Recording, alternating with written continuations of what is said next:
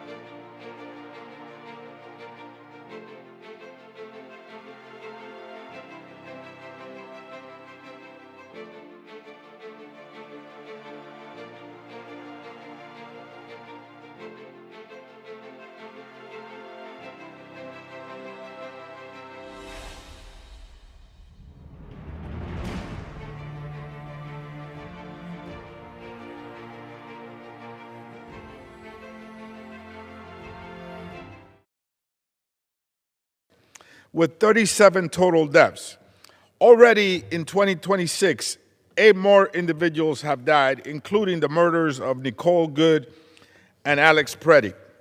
The American public is outraged at the brutality of ICE, and they demand accountability. According to polls, 76% of Americans, including 79% of Latinos, have seen the video footage of the murder of Renee Nicole Good. 57% of Americans, both Democrats and Republicans, disapprove of the way ICE is enforcing immigration laws. Put simply, ICE is out of control. The number of people with no criminal records being detained is 16 times greater than in previous administration.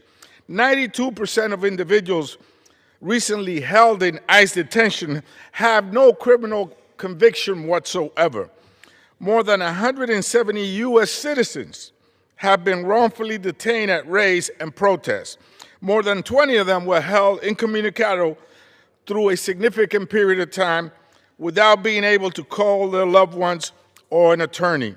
And DHS is now claiming they can enter anyone's home without a warrant signed by a judge, clearly ignoring the Fourth Amendment of our Constitution. A recent memo distorting the truth was circulated to our offices. Still, congressional Republicans continue to fund this rogue agency without restraint. Congress already gave ICE $75 billion through the 2025 reconciliation bill. They pay for this slush fund by cutting health care and nutrition assistance while giving tax cuts to rich millionaires and billionaires. This chamber has decided to continue funding for ICE without any accountability whatsoever.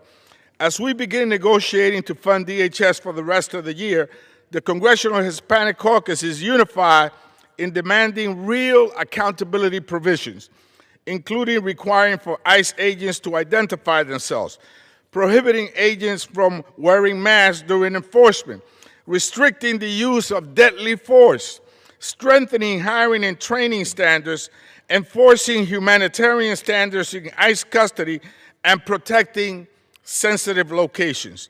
Members of the Hispanic Caucus and the Progressive Caucus stand united in opposition to giving ICE 1 more cent without meaningful reform. In fact, I think ICE should be dismantled altogether. We are finalizing a bill that will do just that: rescind the agency's funding and rebuild it from the ground up. Mr. Speaker, I now yield 2 minutes to the gentlewoman from Minnesota, Ms. Ilhan Omar. Thank you, Mr. Azbayat. Thank you, Mr. Speaker. 2 of my constituents, Renee Good and Alex Preddy, beloved neighbors and community members, were murdered by federal immigration enforcement agents. These are not distant headlines. These were beloved community members fighting to protect their neighbors. Alex Preddy was a 37-year-old ICU nurse at the Minneapolis VA who cared for veterans. He was a healer, and he should be alive. Renee Good, a 37-year-old beloved wife, mother, community member, should be alive.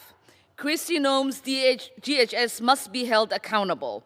We cannot continue to operate as if this terror is acceptable. We cannot allow federal agency, one that was created for the purpose to terrorize, to function as an occupying force in our community. Real accountability starts with abolishing ICE impeaching Kristi Noem, and rethinking how we enforce immigration policy in this country. And we cannot stop there. We must demand that those who are responsible for terrorizing our community are investigated thoroughly, not by the agencies that oversee them, by truly independent authorities. We have seen federal agencies block state investigation, stonewall accountability. This is unacceptable. Our system of justice cannot tolerate a situation where people are killed and only response is silence, spin, or justification from the administration's officials. Minnesota was once known as a place of refuge. Now it has been turned into a war zone by a federal government that has lost sight of the values that make America great. Everything we love, our communities, our rights, our Constitution, our humanity is on the line right now. We have to fight like our future depends on it, because it does. Thank you, and I yield back. Mr. Speaker, I now yield 2 minutes to the gentlewoman from Texas, Ms. Sylvia Garcia. Thank you. Mr. Speaker, I'm a lawyer. I have served as a judge. I know what the rule of law demands. What this administration is doing with ICE is not enforcement, it's lawlessness, it's cruelty. They have turned ICE into a force of masked thugs. In my community, in the Houston area, people are paying the price. Luis Gustavo Núñez Cáceres died in ICE custody near Houston.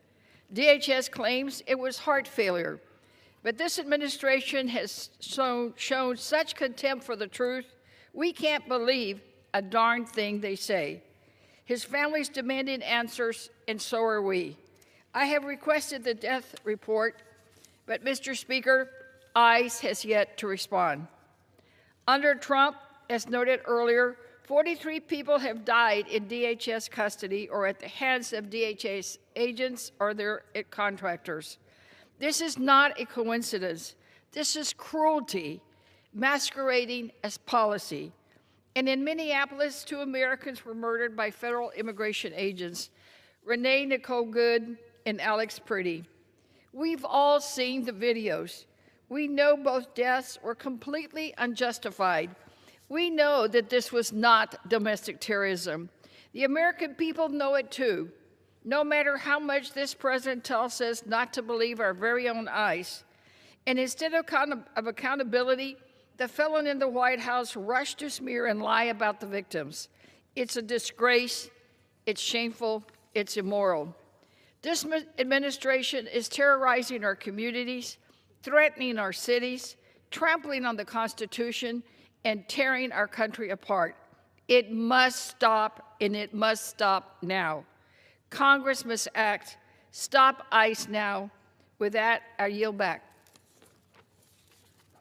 Mr. Speaker, I now yield 2 minutes to the gentleman from New Jersey, Rob Menendez. Thank you, Chairman. In the span of 2 weeks, our country was shaken by the tragic killings of Renee Good and Alex Priddy, who lost their lives because of the violent and reckless choices that the Trump administration has made. When I went to Minneapolis shortly after Renee Good's killing, I heard firsthand how the Trump administration's dangerous escalation of immigration enforcement is a threat to not just Minnesota, but to every community and to every American. Since Trump took office, at least 6 people have died during enforcement activities by federal agents. But people are not just dying in our streets, they are also dying in immigration detention centers run by ICE and by private companies that have been empowered to profit off detaining mothers, fathers, and children who pose no threat to our communities. Just last year alone, 32 people died in ICE detention, including Gene Wilson Brutus, who had been detained at Delaney Hall in Newark, New Jersey. And while this administration claims they have our community's best interests in mind, they have already proved through their actions from New Jersey to Minnesota and across the country that safety is not their priority. No one is safe in Trump's America. Not mothers, not fathers, not our elders, and not even our children. That's why we must continue to stand up and fight for our communities, and why we must drive Trump's paramilitary out of our communities, why we must end ICE, why we must end private detention centers, why we must remove Secretary Noem, why we must remove Stephen Miller, and why we must continue to fight for the soul of our nation. I yield back. Mr. Speaker, I now yield 2 minutes to the gentleman from New York, Paul Tonko. I thank the gentleman for yielding, and thank you, Mr. Speaker. I thank the Congressional Hispanic Caucus and Congressional Progressive Caucus for convening this very important discussion this evening. Over the past year, the Trump administration has pursued immigration enforcement actions that are deplorable, inhumane, and indeed deadly. Last month, in my district, in New York's capital region, a family of 5, including an 8-month-old who is reportedly a U.S. citizen, was detained and deported after ICE entered their apartment without a judicial warrant, a clear violation of the Fourth Amendment. In December, our Afghan community was repeatedly targeted, including ICE arresting a father and son after they exited a mosque following morning prayer. People who fled the Taliban, fearing for their lives and their families' lives, are now wondering if they will be picked up next by ICE. This is not who we are as a nation. We are supposed to uphold the values of freedom, the values of democracy, and the American dream. Instead, the very people who came here in pursuit of that dream are afraid to attend school, go to their jobs, go to church, and even leave their homes for fear of being hunted down, detained, and deported. Nowhere have the effects of ICE's operations been clearer than in Minneapolis. The murders of Nicole Good and Alex Pretty, both U.S. citizens, both shot multiple times by federal agents, were senseless and indeed horrifying. 2 people who should be in the arms of their families today have instead been killed in the street. In their brutal and deadly campaign, ICE has lost all public trust and credibility. This agency, as it exists and operates, cannot continue. ICE must be abolished. With that, I yield back to my colleague and friend, Representative Aspiat. Mr. Speaker, I now yield 2 minutes to the gentlewoman from New York, Yvette Clarke. I thank the gentleman from New York, Mr. Adriano Espaillat, for yielding me such time. And Mr. Speaker, I rise on this day in opposition to ICE, CBP, and any others that are added to this federal militia that is supposed to be a part of the administration of immigration in the United States of America. And in remembrance of all those innocent lives its agents and enforcers have stolen.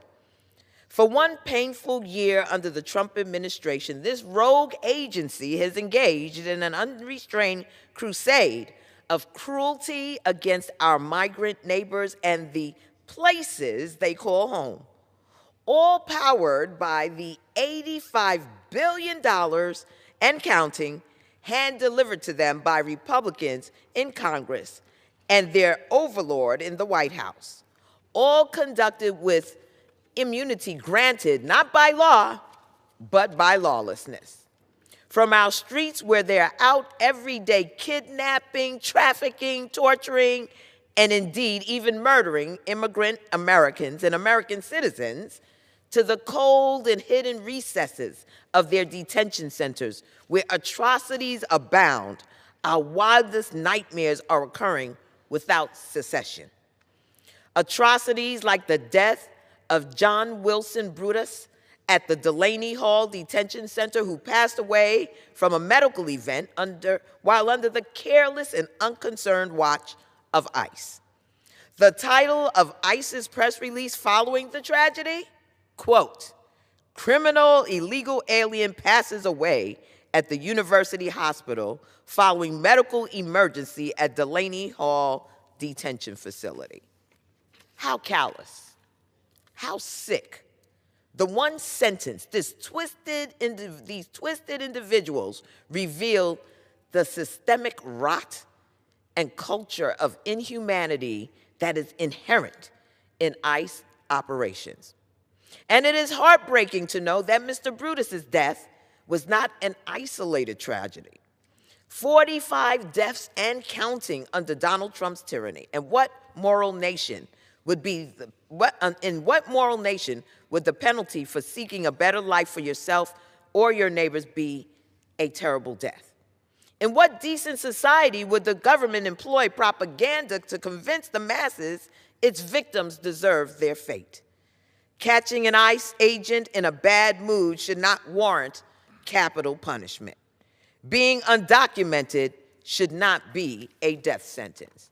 Hear me when I say that ICE is a rogue entity incapable of doing its duty, incapable of re-earning the public trust it has betrayed. It is an existential danger to public safety, American decency, and the American dream.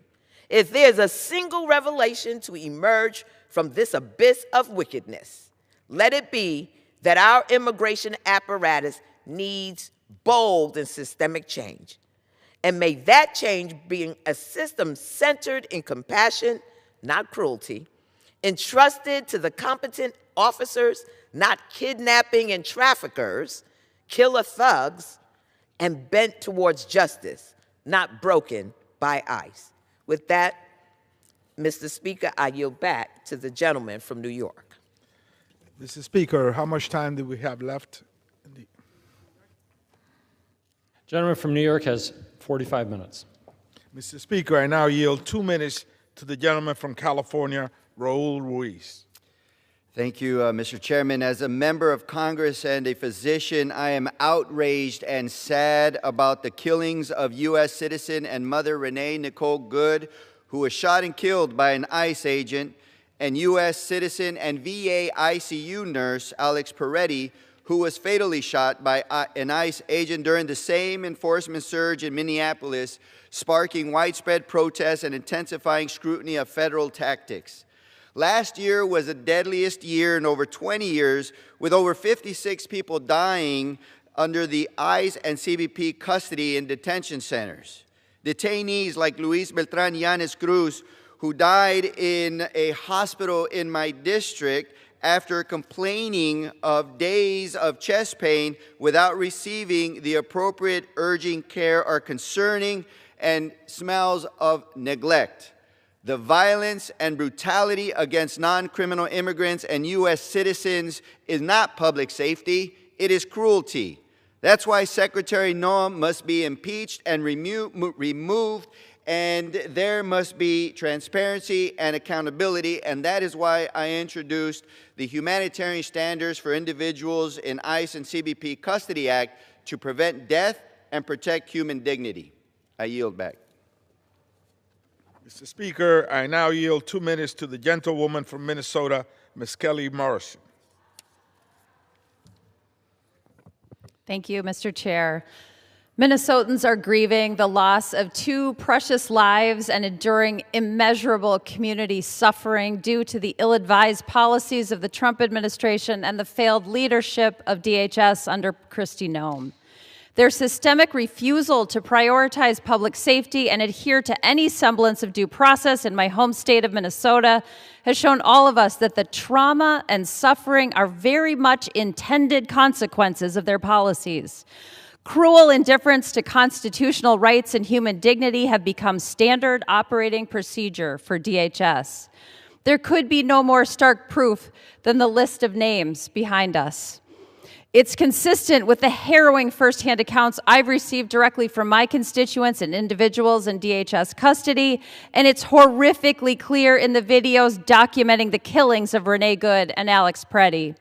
The impacts of these tragedies and aggressive operations continue to be felt every single day and are staunchly opposed by the people targeted, are an inseparable part of the fabric of their communities. Minnesotans are fiercely dedicated to protecting their community. They see themselves in their neighbor, not because of a shared language or a shared place of birth, but because they hold steadfast to their shared humanity, to the belief that every human being deserves to be treated with dignity. Through a relentless commitment to freedom, community, and their constitutional rights, Minnesotans have exposed the charade of this administration's narrative. They are rejecting dehumanization and division in perilous circumstances, many at great personal risk, and at an immeasurable cost in the loss of Renee, Alex, and the 40 others listed here.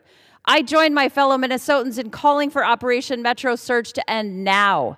It's incumbent on every single one of us to honor their resilience, embrace their courage, and put an end to this senseless and preventable suffering in my community and in every community across this country.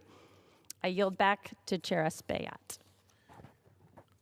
Mr. Speaker, I now yield 2 minutes to the gentlewoman from Washington, Ms. Emily Randolph.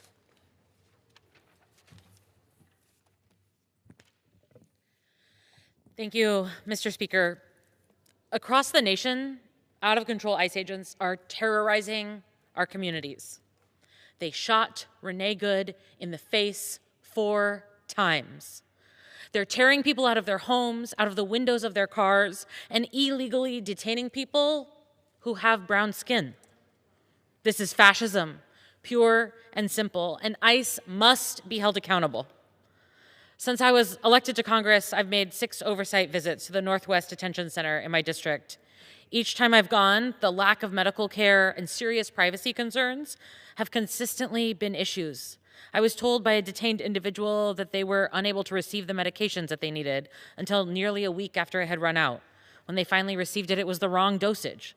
Another person I met with asked the officer who had accompanied them to a health appointment in community to step out of the room while he received sensitive medical information, and the officer refused. This administration's reckless dehumanization of our immigrant neighbors is horrific. And it's not just immigrants they're terrorizing. Tribal members in my district and across the country are being instructed to carry their tribal IDs with them in case they're stopped by ICE. DHS is not above the law, and neither is Secretary Noem. We must hold them accountable, and we must prevent more death and violence.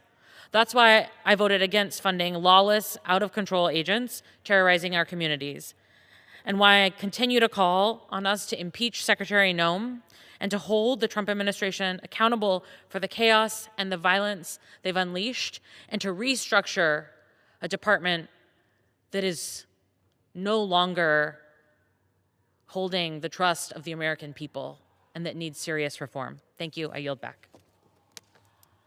Mr. Speaker, I now yield 2 minutes to the gentleman from California, Mark Takano. I thank my good friend, Congressman Espaillat, for yielding.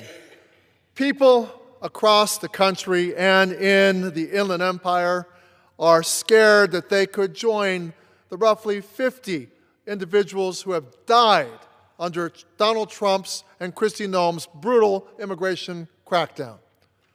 Renee Good, Silverio Villegas Gonzalez, Alex Pretty, and many more. Just north of my district sits the Adelanto ICE processing facility, which has seen multiple people die while in custody. The conditions at Adelanto have long been deplorable, which is why I have long called for it to be shut down. But we must look for ways to press our case even more forcefully. Just yesterday, I voted against more blank check funding for ICE and CBP. No accountability and no reform equals no taxpayer money. I call on every member of this body to hear the cries of communities coast to coast. Impeach Kristi Noem, end open-ended DHS funding, and stop the killing of our neighbors. I yield back to my friend, Representative Espaillat. Thank you. I now yield, Mr. Speaker, 2 minutes to the gentlewoman from Vermont, Becca Ballot.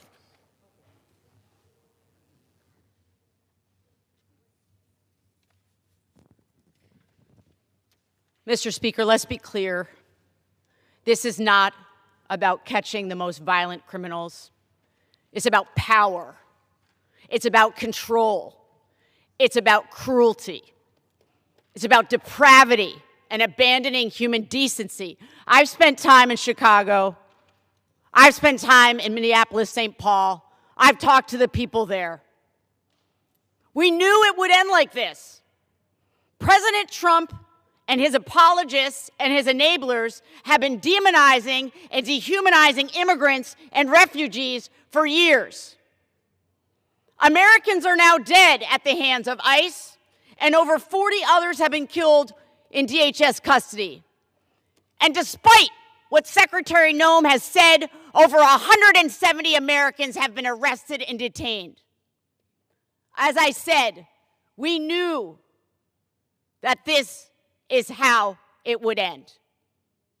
And now you have people of color across this country afraid to leave their homes because right now ICE and Border Patrol will detain anyone who they think they can use to meet a quota based on the color of their skin or the accent that they are using. This didn't have to go like this. I want to remind everybody who is responsible for supersizing the ICE budget and bringing us to this place. It was Republicans in Congress who did this, even though we warned them that this is what would happen. ICE needs to be dismantled. Secretary Noem needs to be fired. And Stephen Miller has to go. He is the mastermind of this ghoulish plan. I yield back. Mr. Speaker, I now yield 2 minutes to the gentlewoman from Oregon, Val Hoyle. Thank you to my colleague from New York, Representative Espaillat.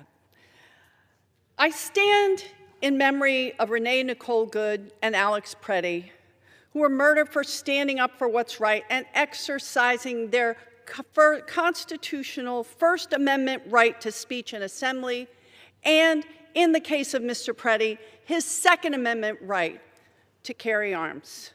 And I also stand in honor of the 38 people who have died in ICE custody since Kristi Noem became the head of DHS, although they are not household names.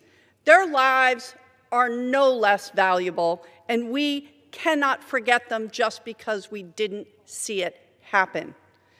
Being detained in an ICE facility should not equal a death sentence. I recently conducted an oversight visit in Tacoma, and I met with 4 of my detained constituents. One detainee had lost over 12 pounds since November.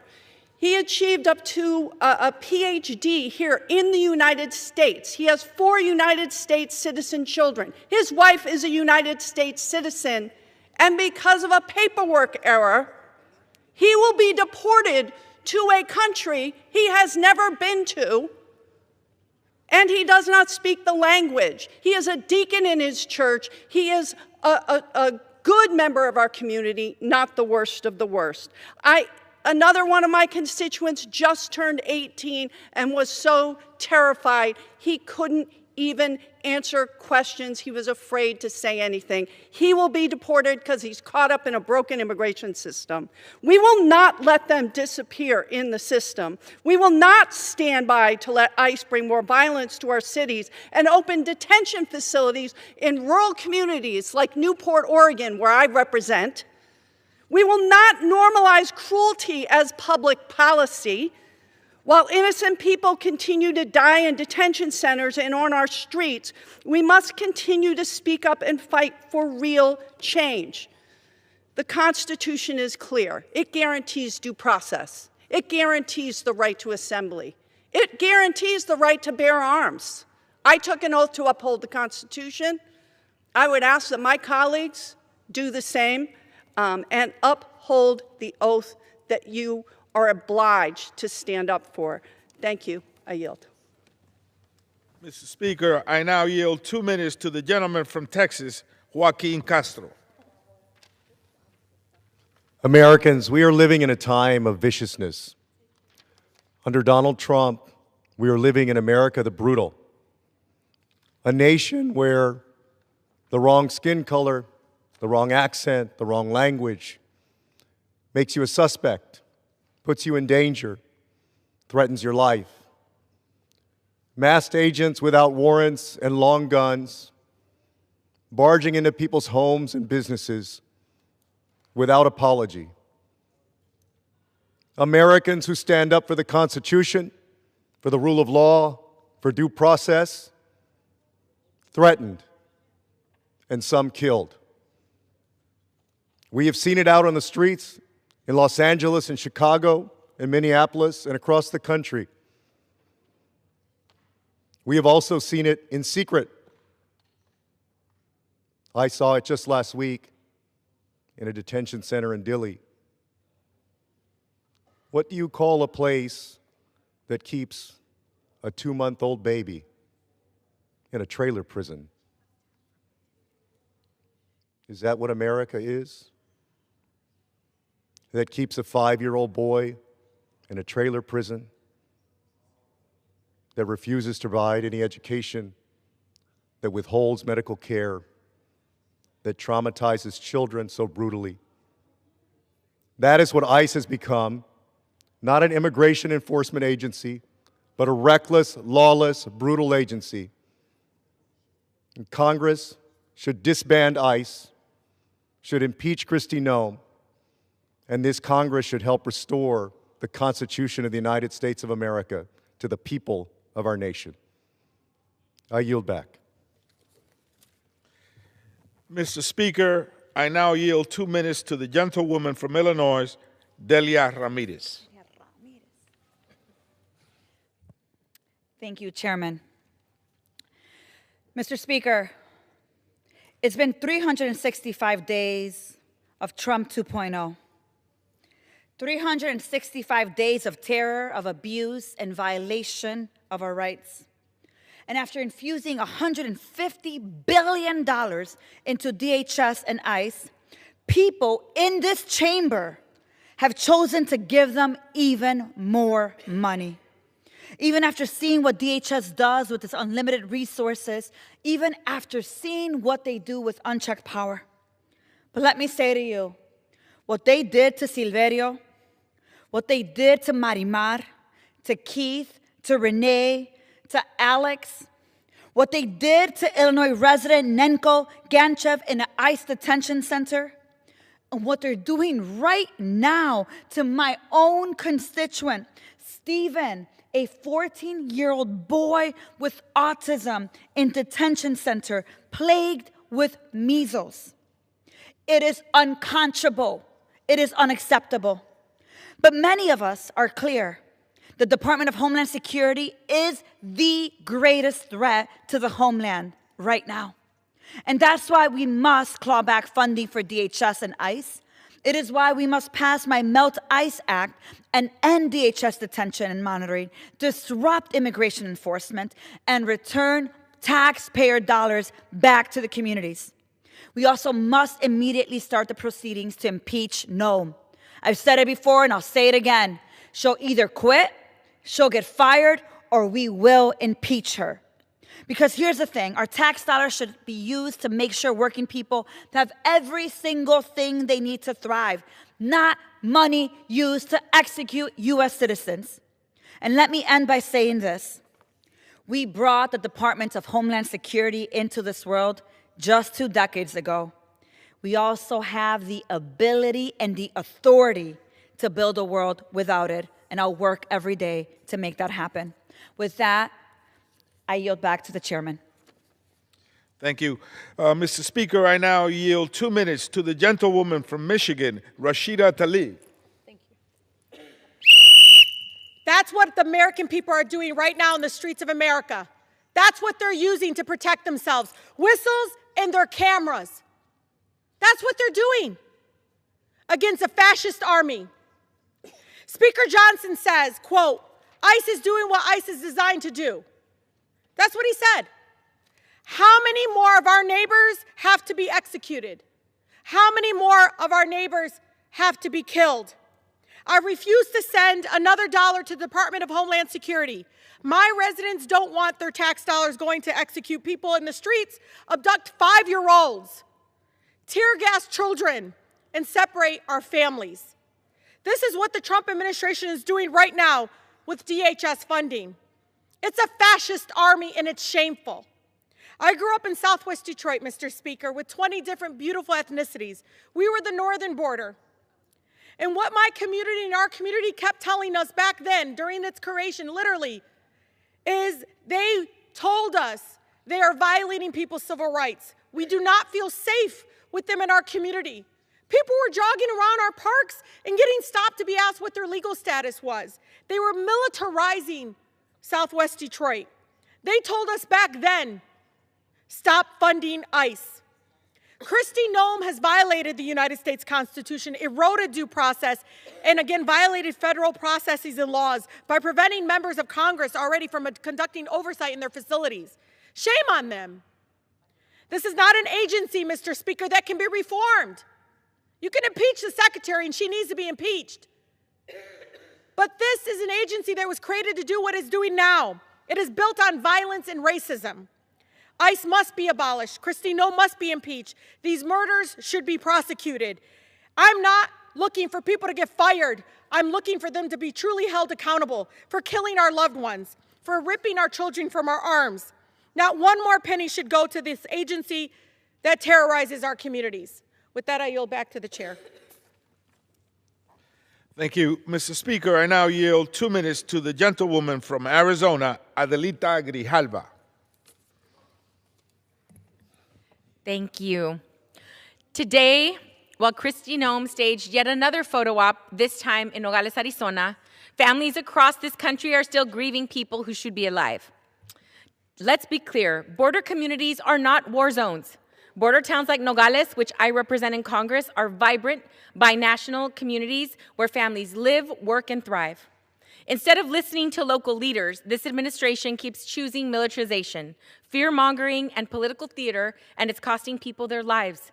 On January 7th, an ICE agent murdered Renee Good, an unarmed U.S. citizen in Minneapolis. 2 weeks later, just miles away, Alex Preddy was shot and killed by federal agents.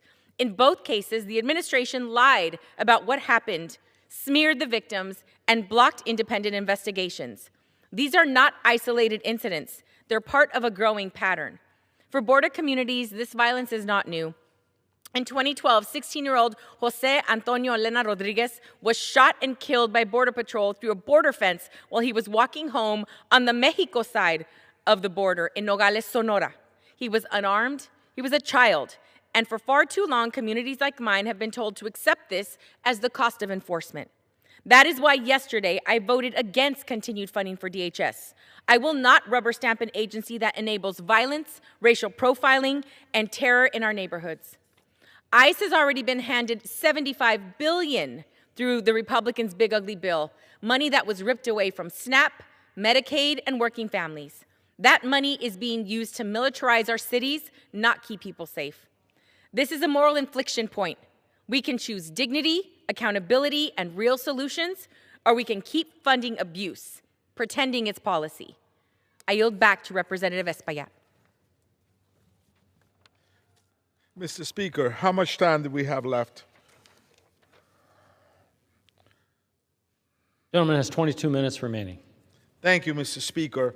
Mr. Speaker, you've heard from many of our colleagues, members of the Congressional Hispanic Caucus, members of the Congressional Progressive Caucus, and other members representing the state of Minnesota, the state of Illinois, Michigan, and others. The Congressional Hispanic Caucus has presented a policy position on DHS. The members voted on that position, approved it, and is the following. We propose to suspend ICE and CBP immigration enforcement actions in Minnesota. We also propose to end warrantless stops. And we also want to suspend indiscriminate arrests and militarized tactics against civilians nationwide. Allow the agency to continue legitimate statutory enforcement focused on serious public safety threats. This includes, obviously, the immediate protections against the detention and targeting of U.S. citizens. That's right, Mr. Speaker. This agency has been rampantly arresting not just green card holder, TPS recipients, dreamers, mom and dads, but also U.S. citizens. We also call to redirect the $75 billion OBBB enforcement funding away from mass detention and quota-driven arrests toward humane community safety and affordability concern. This includes independent investigations into the deaths in DHS detention. As I said earlier, many people have died while in DHS custody. We want to deliver accountability by advancing comprehensive legislation to unmask ICE agents. No ICE agent should be anonymous, without a first name, a last name, and a shield number. We want to mandate body cameras with strong protocols, protect sensitive locations, including houses of worship, schools, hospitals, restrict the use of deadly force. We also want to enforce humanitarian standards in ICE and CBP custody, ban multi-grade equipment, military equipment, strengthen civil rights, and Inspector General's oversight. We want to protect whistleblowers and return Border Patrol where they should be, at the border. So these are the proposals that have been adopted by the Congressional Hispanic Caucus. Again, Mr. Speaker, the country is alarmed. Our citizenship is in peril with these aggressive actions by ICE. Our citizens are being hurt. Green card holders have gone underground. Our economy is suffering because of these brutal practices. Let's dismantle ICE. Let's take a look at these best practices, and let's move forward as one United States of America. I yield back, Mr. Speaker. Gentleman yields back. Members are reminded to refrain from engaging in personalities toward the President and to observe decorum on the House floor.